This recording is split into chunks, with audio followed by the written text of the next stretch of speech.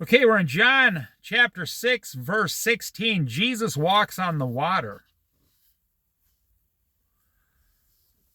Jesus walks on water.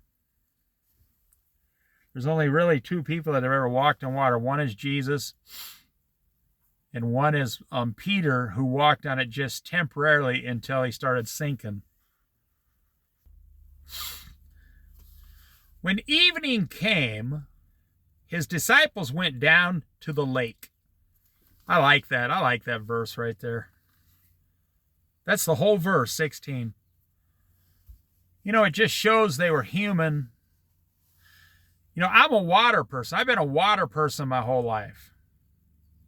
I love the water. I don't care where it is. When I was a little kid, a small pond would set my mind a-sailing in 1,000 different directions. Man, I was looking for turtles, frogs, tadpoles. If I saw something move in the water, which is funny, it's probably an air bubble. I thought it was a big, gigantic fish, you know.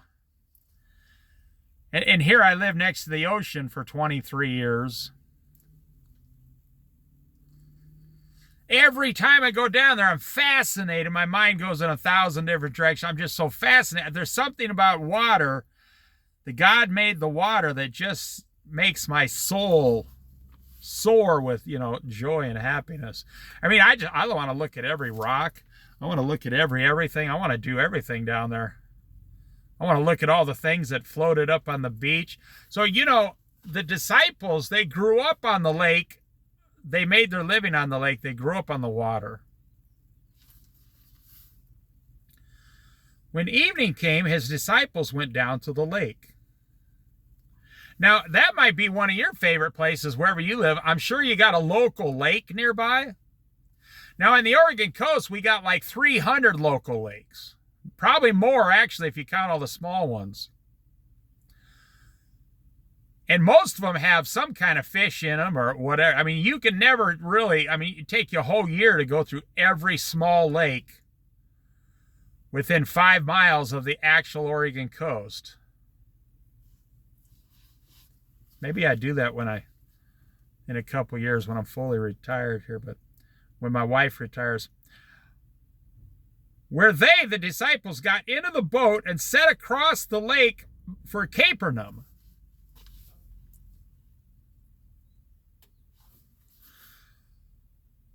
By now it was dark, and Jesus had not yet joined them, so Jesus was not in the boat. A strong wind was blowing, and the waters grew rough.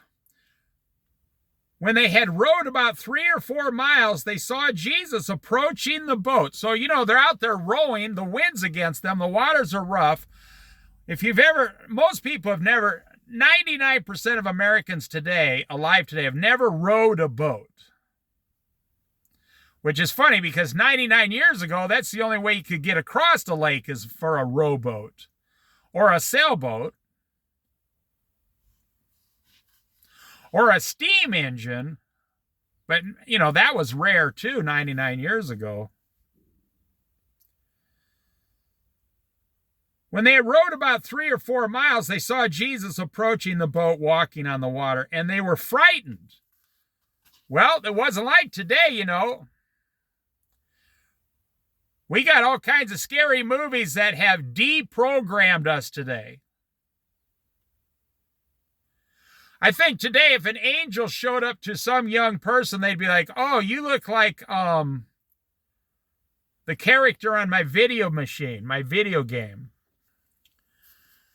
This kind of stuff didn't happen back then. So when you see a figure walking on water towards you 2,000 years ago, you're going to be frightened.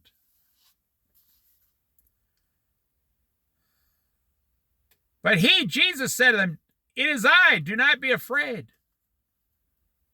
Now, this isn't the version where there's another one that lines up with this, where Peter started walking on the water also. Peter said, Lord, if it's you, bid me to walk towards you. Jesus said, go ahead. Come towards me. And Peter stepped out of the water out of the boat and started walking on the water. But then he instead of staring at Jesus, he started looking at the wind, became frightened, and he started to sink and started yelling, "Lord, save me, save me." And the Lord's hand came down and pulled him up and said, "You of little faith." Then they were willing to take him into the boat, and immediately the boat reached the shore where they were heading. One thing I like about the book of John, it's my favorite book, it's smooth. It doesn't go into a ton of details. It really just smoothly tells the story the way it happened.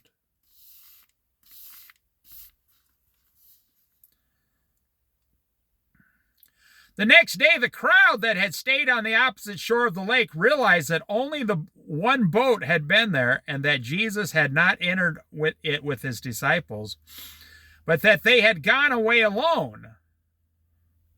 So this crowd was looking for Jesus.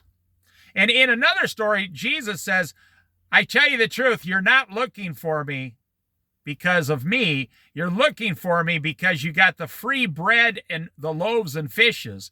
You got the free food. That's why you're looking for me. You got the free food." You know, there's a lot, it's very sad, but there's a lot of people who go to church today for the activities. Oh, you ask any pastor worth his salt. Worth his salt and vinegar, I should say. You ask any pastor that's been around 25 or more years, he'll tell you about a third or 25 to 30% of the people in my church are here for the activities. They haven't even accepted Jesus yet. They come here for the activities. They come here for the free loaves and fishes. There's a lot of lonely people in the world. They go to church because it's something to do once a week. And the rapture is going to show that. Every pastor will tell you today, yeah, not everyone in this church will be raptured. And people, they don't wake up. They're not waking up. Jesus was walking on water, and they were like, who is he? Who walks on water? How is this possible? How is he walking on the water? So the crowd is trying to find him, probably to get some more free food. We got 60 to 80 million people on welfare today. Think about it. You think they go to the government because they like going to the government? No, they go to the government office to sign up for the free welfare, the free food, the free fishes and loaves. I'm not judging them. I'm not saying they need it or they don't need it. But they don't go there because it's fun. You go there because you need the free stuff. That's why some of these people are going to Jesus. Jesus reads their hearts. Then some boats from Tiberias landed near the place where the people had seen the bread, and the Lord had given thanks, had eaten the bread. Once the crowd realized that neither Jesus nor his disciples were there, they got into the boats and went to Capernaum in search of Jesus. They're looking for Jesus. You see, they went back to the exact same place they ate the bread the first time with Jesus. Well, this is where I got the welfare the first time. See, these people did not say, you know what? I saw Jesus do this incredible miracle. I now believe in him. I became saved. I'm going to go home, tell my whole family, and get to work even harder for the kingdom of God. No, they didn't say it. They said, I saw Jesus. He's the Son of God, and he gives out a free buffet if you follow him. And I'll never have to work again. I get the free government bread and fish. That's why they were following him. That's the whole point of the story. Jesus walking on water and the people who were following him for the freebies. And Jesus says that later on.